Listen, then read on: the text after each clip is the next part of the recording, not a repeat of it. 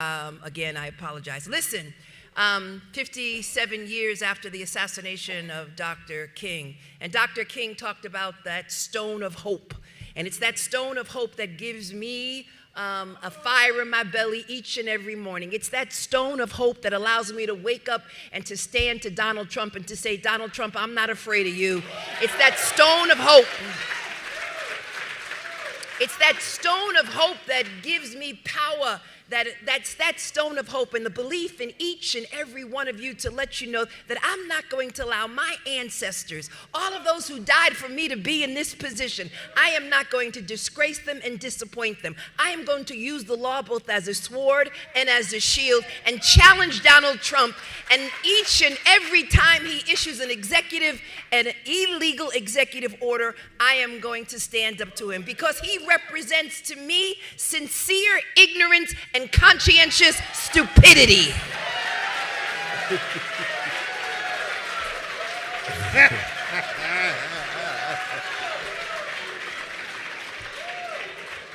Sincere ignorance and conscientious stupidity. And so DEI, as far as I am concerned, is more than about just black people. Let's be honest. That's right. DEI is about paid parental leave. DEI is about disabled children. DEI includes a number of categories. So when they talk about DEI, let them know that they're not only coming after us, but they're coming after all of us. And we've got to stand together, stand in community, stand with this great organization under the leadership of our civil rights leader, Reverend Al Sharpton, who has been a bright and shining light in the darkness. But I don't know about you. It's that stone of hope that inspires me each and every day. And listen, faith and fear can never share the same space. And so I'm covered by the blood. And I'm not afraid of Donald Trump. You can come after me, but no enemy, nothing formed against me will perish. Nothing formed against me. Nothing formed against me. Nothing formed against me. All right, all right. Again, I'll stay close.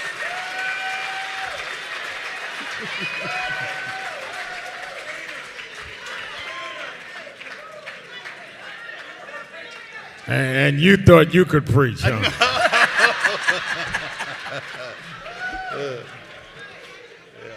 Listen, I don't know what the hell Letitia James is talking about. I don't know what blood she's covered by, but as she says here, I'm not afraid of Donald Trump. You can come after me, but nothing formed against me will perish. But nothing formed against me will perish. That kind of seems like an oxymoron, doesn't it? I wonder if treadmills are formed against her. But either way, I don't think you should be afraid of President Trump. You should be afraid of the law. And the fact that you've been weaponizing the Department of Justice as your own personal, I don't know, like pet project in this vendetta against President Trump for the longest. And I'm not quite sure how you haven't quite figured out yet that everyone's pretty much moved on and figured out that this is a terrible witch hunt to be involved in and go down, to the point of which even Mayor Eric Adams, for which he was never against Trump, even woke up and says, you know what? I'm done with you dumbass Democrats. I'm out of here. Fuck this shit. But either way, we got more important conversations to discuss here. Perhaps maybe from the perspective of news that is going to go underreported, if not unreported. But fortunately, we have Response 47, which if you're not following Response 47 on X, then what are you waiting on? By way of Fox News, particularly in this instance, Fox Business, highlighting the benefits, the pros, not just the cons of Trump tariffs. Shrimpers here like tariffs because they say they will save their jobs and save their entire industry. We have to remember that more than 90% of shrimp consumed in the United States is imported from overseas, and the American shrimpers say they just can't compete. Let's bring in Leanne Bosarge, who is the fifth generation of her family to be involved in the commercial fishing industry. Leanne, what would happen to American shrimping without tariffs? Well, the U.S. domestic shrimp industry has been on a downward trajectory for decades now as a direct result of the unfair trade in the overseas aquaculture industry for growing shrimp overseas. And these tariffs threw us the lifeline that we needed to hopefully live to fight another day in our industry in this country. Granted, Democrats and the media, primarily CNN, MSNBC, the like, are going to want to present this as higher costs for Americans, okay? Trump just raised your taxes more than anyone else in history. He just put tariffs on pretty much everything that you buy. Your groceries, your gas, your car, the clothes you wear, everything is about to get a lot more expensive because of Trump. It's the largest tax hike in the history of this country. The stock market is cratering. Companies are saying that they're going to be laying off people. It's a mess. Pretty much every economist in the world knows that this is a bad idea, but he's doing it anyway. Because when small businesses suffer, the biggest businesses in the country can then buy them up. So the richest people get richer while you suffer. It's the heist of the century, the great American scam. I have a way with words. A negative way or a positive way? Because I don't really know where to start with all that. That's the problem. So there's this guy on TikTok who's TikTok viral, I guess, whatever, for saying that Trump just raised your taxes more than anyone else in his history has raised your taxes. But he didn't really give any proof of that being accurate. He didn't really give any previous tax raises. I feel like this guy is literally only parroting all the things that the left spews all the time, knowing that the algorithm's going to push it. He might not even believe half the crap that's coming out of his mouth, but he knows that the algorithm is more left leaning, so they're going to push it because they like the negativity towards Trump.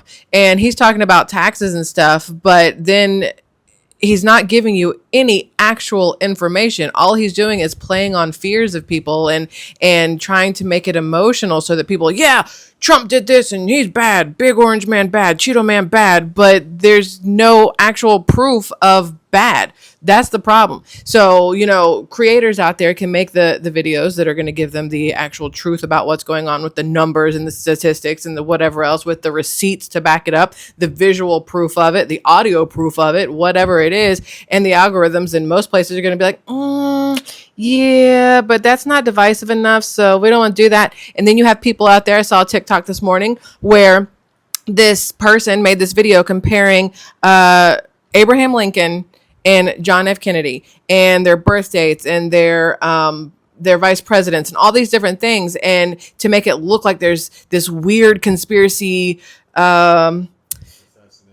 assassination, like all these different things that were supposed to be weirdly identical. And you look at it and you go, well, I literally have to do just a very small hint of research to realize that's not true. That's not true. That's a lie. That's fully inaccurate. But the problem is people see it and they go, wow, nobody would ever lie to us. This must all be accurate. And then they take it and run with it. And that's how they base their thoughts on Trump. That's how they base their thoughts on, you know, the United States in general. That's how they base their thoughts on the good and the bad based off of videos that they see that they haven't even taken half a second to verify for themselves. Just a bunch of sheep running around pissed off at everything because they let another sheep convince them that they should be mad. Absolutely stupid. But here's the deal. As I told you guys earlier, there's two types of people. There's a type of person who doesn't like being lied to, and then there's a type of people who don't like being told the truth. And if you had been told the truth 4 years ago that you were going to experience higher prices, you weren't going to like that truth either, but instead you were lied to. And you were told that inflation is transitory and it will be under control and yada, yada, yada. Biden lied. A book came out about it. Kamala Harris is a piece of shit. Barack Obama didn't want to endorse her, and so on and so forth. We'll talk about that later. But instead, Trump's a man, and he just tells you up front, okay, yeah, we went through surgery. The patient's doing fine. But you know what happens after surgery? You need to recover, and it takes time. And this is surgery of an illness that we have been suffering from for not just 4 years, for many, many decades. So I expect the recovery to be lengthy. However, the fact of the matter is that technically prices aren't going up. Technically, prices are staying the same. And there's also industries, like I'm going to show you here in just a second, who are thrilled at the fact that tariffs are introduced and we are going to once again get back to a point of free trade. I told the President that I will be working hard for the next month to earn the right to represent Canada in those discussions, to get the best deal for Canada under the new U.S. approach.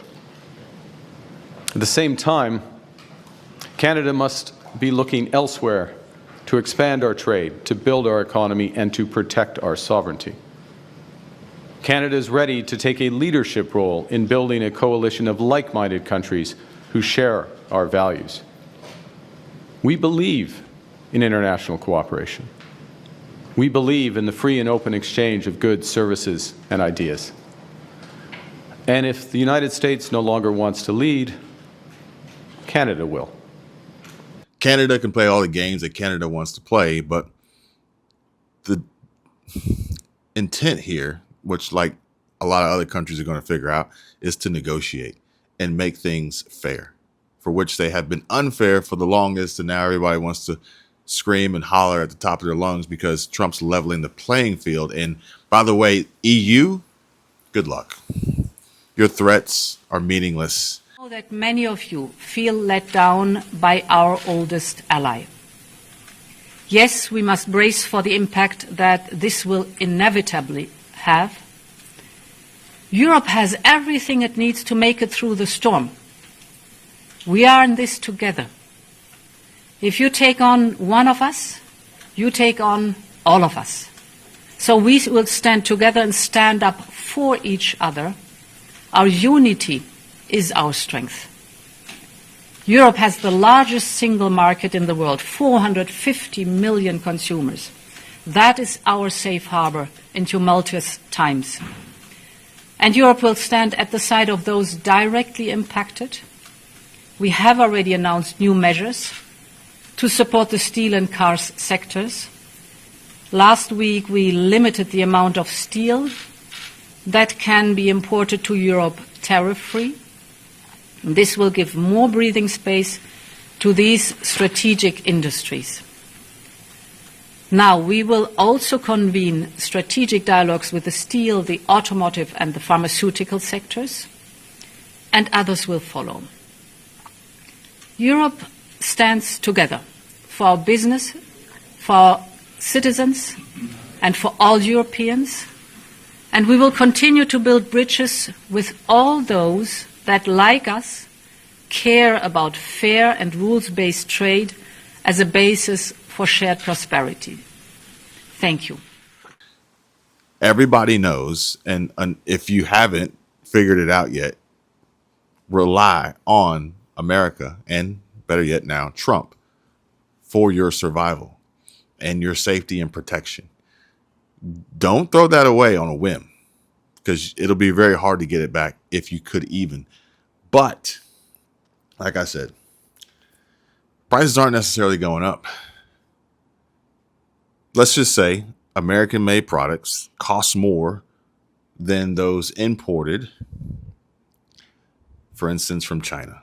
Tariffs introduced now make the Chinese products cost more than American-made products. This is all assuming that the Chinese supplier, vendor, manufacturer, retailer wants to increase their price to maintain their profit. Granted, these tariffs could keep prices the same and they could lower their profit. That's a possibility too, but odds are that won't happen. So do you want to know the part that they're not telling you about tariffs? Here's the reality that nobody's talking about. Nobody. This lighter costs $25 in America to buy an American-made product, okay? China makes one, sells it for $20 here in America. Out of that $20, $5 goes to whoever in America sells it. $15 of it goes back to China. You buy the $25 one in America, all $25 stays in America. So now we want to say, let's balance this out, and we're going to put a 50% tariff on Chinese goods. Now this lighter costs $30 to sell in the United States. Now you have the US-made one at $25. It is cheaper. It's more expensive in the big picture, I get it. But it's now cheaper, so people are going to buy the American-made one. 100% of the $25 that you spend stays in America. Stays here. The demand increases for that business has to hire employees. When many businesses hire employees, that creates a supply shortage of employees, which make wages go up. Is this more expensive for the consumer in the short term? Yes, but you're getting a better product. You're getting a better product for your money, and the money is staying local. Okay, you're not funding these other countries and their businesses. That is the purpose behind all of this. Will we have a recession? Yes. Will prices go up in the short term? Yes. But the lagging effect is all of that money now stays here with us. It's not leaving the country, which gives us more money in the United States to go around for everybody. Of course, every nation in the world is going to say, we're being bad neighbors and bad business partners. Well, of course, we've made them rich. And now we as a people are suffering. We want our money back. Why is that so hard? It's not ideal, but it works and it makes sense. And I'm not a pro-Trumper at all, but I believe in it. I'm a business owner. I know how it works. Have a great day. So the Chinese, let's just say, for instance, Chinese raised their price. The American-made product did not change its price. And in fact, now it is less expensive than the Chinese-made product. And so the prices haven't really gone up. Now, what you choose to buy and purchase and things like that, that may change, which would then perhaps maybe see an increase in your expenditure. But again, this is all relative. And the big picture here that I think a lot of people, primarily the left, is missing is that the intention here is for a future of prosperity, a fair trade, and self-reliance of products made in America, and better yet, jobs kept in this country. So to everybody out there who's okay with these tariffs and the short-term pain in the grand scheme of things that it may bring, you've got it. You're good. Don't worry. Life's going to be good to you. To everybody else, hopefully you wake up soon. Hopefully you figure this out. Otherwise, you're screwed. You're doomed. And for Ford, I like Ford's move initially, right off the bat, right out the gate. Almost made me go buy a Mustang yesterday. Who knows? There might still be enough time. Might go get one today. Exactly right. For the next couple of months, we're going to offer our customers the same deal that our employees get. And as you say, that's worth thousands of dollars. You come into our store, you get employee pricing. This is kind of to call a little bit of a timeout. We've heard some uncertainty from our customers, and we want them to be assured that Ford, the most American auto company, is going to do right by them, as are our dealers. We make the most cars here. We employ the most. We export the most. And so we here at Ford, we're in a good position to address customers' concern and give them a really great deal on a great vehicle. So that's great.